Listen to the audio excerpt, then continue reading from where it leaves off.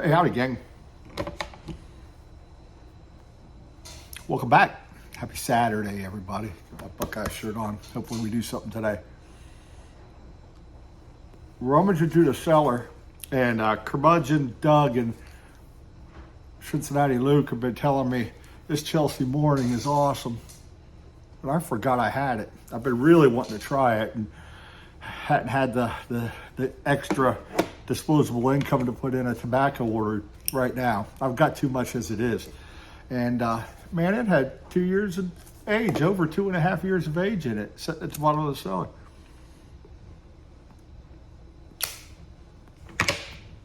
One of those good finds. Smoking it in a 636 unfinished 7 Ellie Series 2. Boy, I wish they still made these. One of my favorite Savinelli pipes lines. I've got a few of them, quite a few of them. I got the 320, the 675, a few others. This is a 9 mil, and I'm pretty sure I picked it up from Eddie over at Pipe Nut. He was my Savinelli Series 2 dealer of choice, and a hell of a good guy. I guess coffee-wise, out of the old Blackbeard mug, dark roasted Blackbeard's Delight from Black Rifle Coffee Company. And if anybody has any other suggestions of coffee, I freaking love coffee.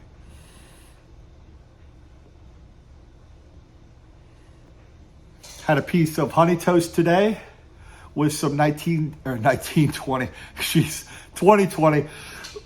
knotweed honey that Brendan Blue Line Piping sent me.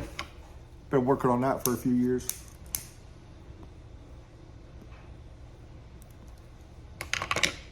I love it, that dark knotwood honey. Brendan's a very fascinating guy. We were talking about some stuff he made. I can't even keep track of it, with pine cones, and he's like the MacGyver of making stuff. Really, really like that dude. Good friend. And I owe you a bomb, big boy. Don't forget. Things have been just kind of hectic. Had some interviews today, so not today, this week. I've got one I'm praying for. I actually got a conditional job offer from the post office to deliver mail. It's a job, and one I don't mind doing. So if this other one doesn't come through, then just call me Newman for now.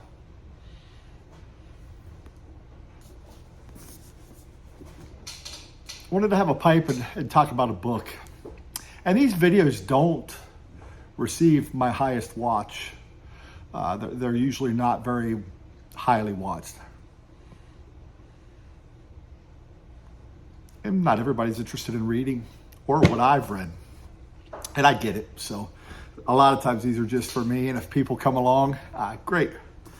So I just finished this bad boy. Bill O'Reilly's Killing Lincoln, The End of Camelot.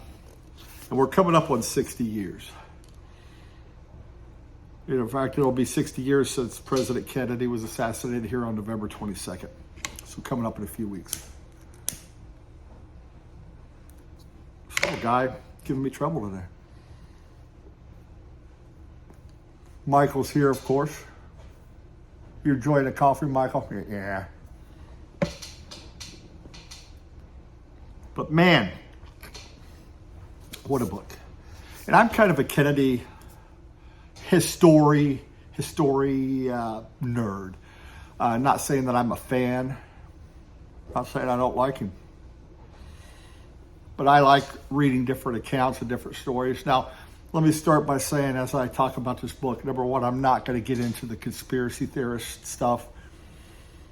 Candidly, I still haven't 100% made up my mind what exactly happened. As of last month, there were still 4,400 documents pertaining to the assassination not released. And Trump squashed them. Biden has squashed them and said he's not going to talk about it the rest of his presidency.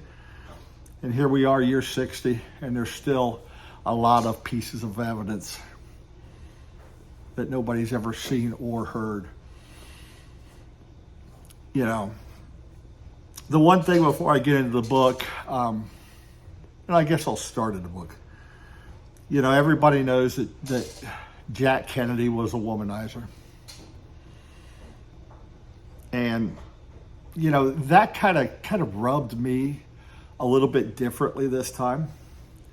In fact, not only was he a womanizer, I discovered in the book Martin Luther King Jr. was a womanizer, a reverend taking other women into his bed.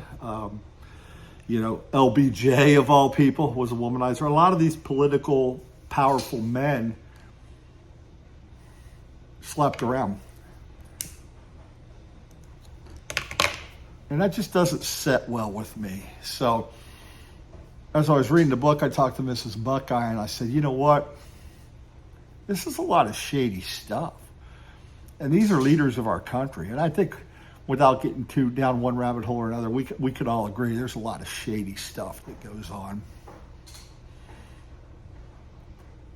If we knew everything, I think it'd be anarchy. But it hit me wrong from a moral perspective. Now, these are all great men, and I'm not here to besmirch any of them. But aside from being a great politician, not having the best morals, again, it kind of grated me wrong. I don't know why so much. I've known it in the past, but this time it just kind of grated on me wrong.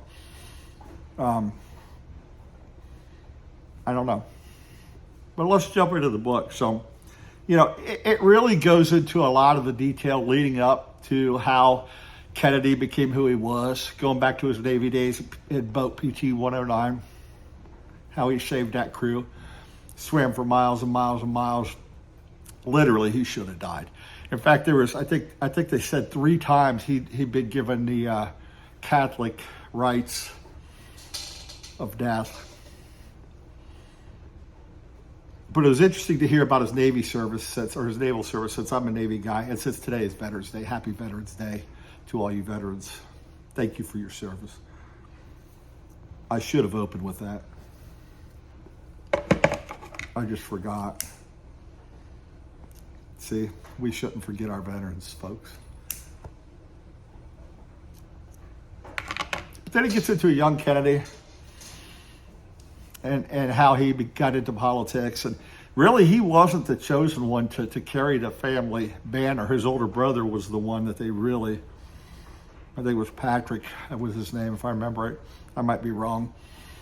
But he was the one that Kennedy's dad had picked for, he's going to be the next big thing and eventually president. It actually turned out it was John Kennedy, who everybody called Jack. So throughout the course of the book, it just takes you through the build-up, the election, excuse me, a lot of the connections with different people. I've got a lot to discuss with you, curmudgeon, at the Sinatra party, because Sinatra was a big factor in this book.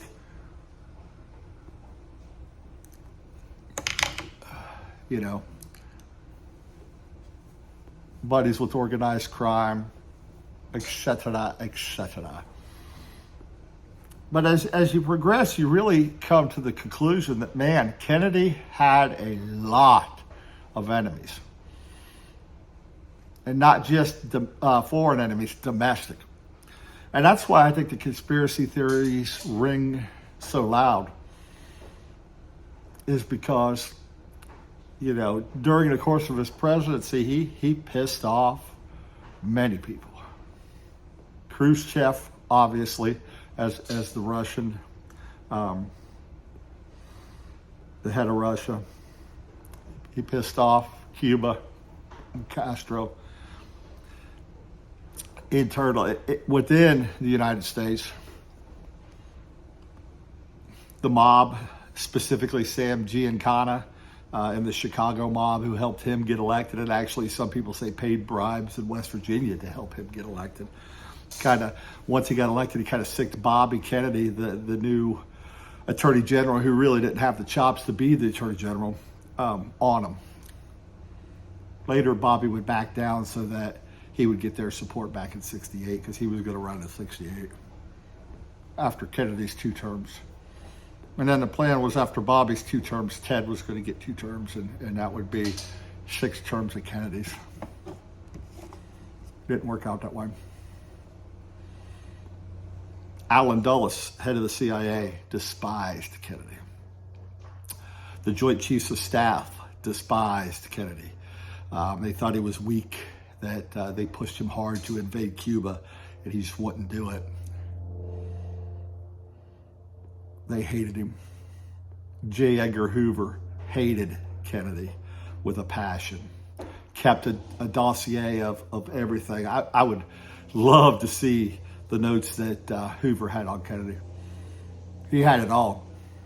Who he was sleeping with, who he had slept with, what he had done, connections to the mob and organized crime. He had it all. And that's why he got left alone until 72.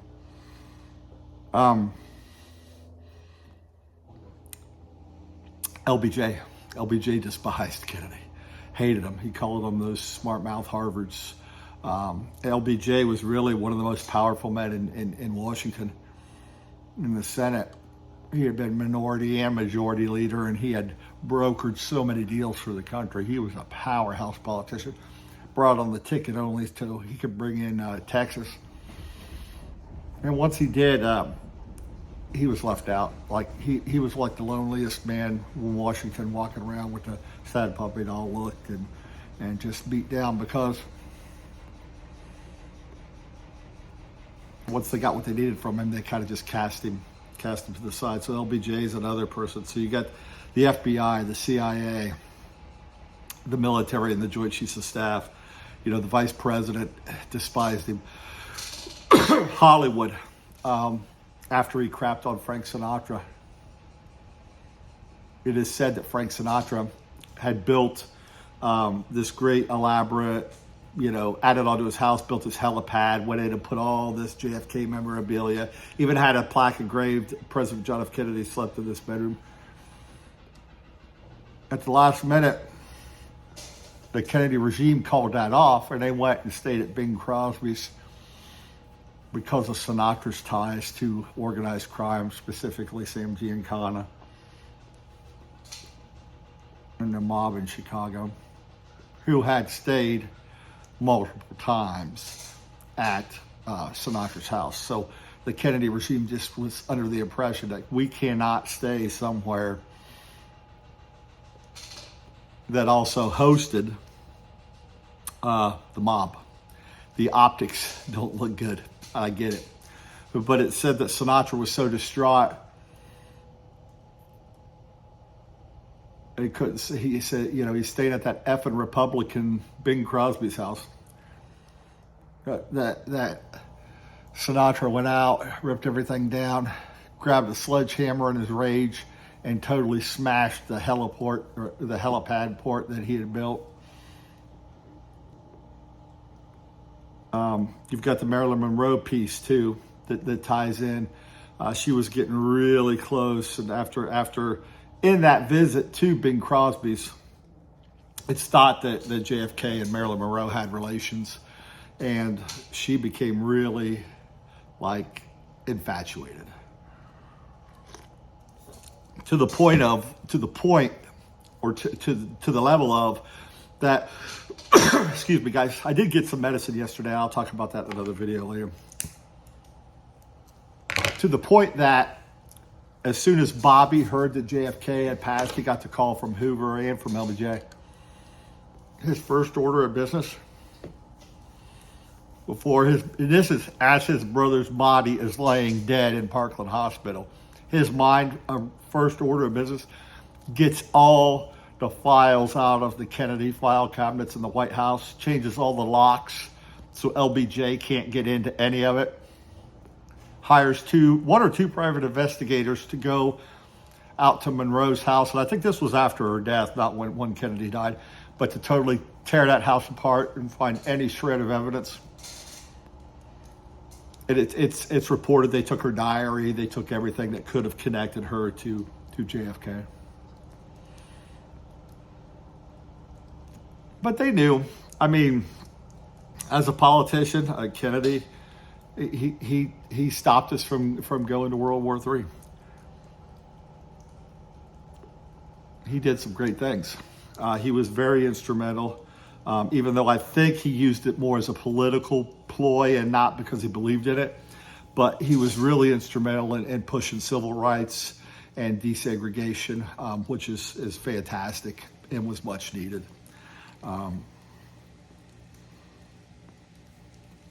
He did a lot of good, but he made a lot of enemies.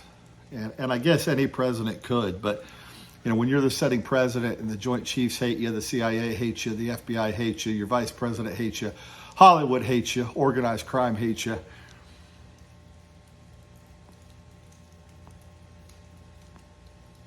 A lot of American politicians hated him.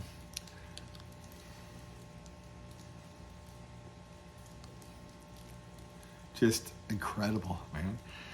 Just how he lived these lives, man. Things that just we don't know about that I didn't, that was covered in the book, is he'd go for his back. We all knew he had back issues. One thing I seen on a video recently is if he wouldn't have been wearing that back brace all cinched up, that first shot would have knocked him forward, and there's a good chance he would have lived. But that back brace held him back up, so the next shot could, the second or third, it's debated which one, finish the job. But he would take swims midday to help his back. And one time they reported he was in there with a couple White House staffers. I mean, he was having sexual relations with White House staffers that were there around his kids and his wife. And one day the Secret Service wouldn't let Jackie in for a swim because he was in there swimming nude with two of them. They had to give her some bogus reason that the pool wasn't open. Jackie Kennedy wasn't stupid. You don't need one of the president's security detail to guard the pool if nobody's in there and it's not open. Touched a lot on Jackie in the book and, her life and, how much the death of their third child. I mean, she had one or two failed pregnancies, one stillborn and one failed pregnancy. Then they had Caroline and John Jr. And then she was pregnant with Patrick, and he was born premature, and they could never get his lungs to really go, so he passed. And she was distraught, took off, spent a couple weeks on Aristotle Onassis's boat. I think it was called Caroline. There was a yacht, sitting around in a bathing suit, which she would never do in the United States because people would take pictures. And she was Jackie Kennedy was very, very much into public opinion and presenting herself in a great light. We could go on and on. This video can go for hours. I'm going to kind of cut it off here and tell you, if you have any interest in the Kennedy presidency or some of the going-ons of that time, I'd grab the Bill O'Reilly Killing Kennedy book. I think it's a great read. One thing I know a lot of people will turn their nose up Bill O'Reilly, he's into politics, yada, yada, yada. But I would tell you, the one good thing I like about O'Reilly in these killing series is he writes it from a pretty neutral perspective. He doesn't really put a political slant on things, and he doggone sure doesn't try to push an agenda, which I truly appreciate. He just presents the facts through his research. And that's facts that are good and facts that may not be so good depending on what the situation is. But Anyhow, I got little long-winded. Apologize for that. But I really enjoyed this book. In fact, I've enjoyed the O'Reilly killing series so much that I think this winter I'm probably going to try to get through all of them. He's got a list of them. I don't know if they're all listed in here, but I just picked up Killing the Mob and Killing the Killers, which talks Killing Killers is about ISIS. There's Killing Lincoln, which I read a long time ago. I'd like to reread. Killing Jesus, Killing Patton, Killing Reagan, Killing Crazy Horse, Killing England. Killing the Witches was good. Killing the SS, which I definitely want to read because I'm a World War II buff. So, anyhow, sorry I went long, folks. For those of you that stayed around and watched this, thanks, man. I would love to hear any of your thoughts, nuggets of information that you know about Kennedy. Just drop below deck. Trying to stay out of the political, so if you hated him for a political reason, I just want to kind of stay neutral, not really start that kerfluffle here. Here's a word that I gave to St. Dave, Dave over at St. Dave Pipes, or St. David's Pipe, kerfluffle. But I don't really want to start one of those. That's not the intent here. I'm just trying to stick to history and the facts. And as we know them, or as close to as we know them. I mean, the only people that really know them were the people that were there. And again, I didn't want to present any conspiracy theories. I've heard so many of them. And there's a lot of plausible ones. In fact, another one came out this week I just had heard about. I hadn't read a lot about it yet, but interesting stuff. But take care of yourselves, folks. Enjoy your Saturday. It's cold and flu season. Wash your damn hands. Catch you next time for another video. I'll probably just pop and do another one just on an update of what's up. But appreciate y'all. Take care. Happy Veterans Day to all you veterans.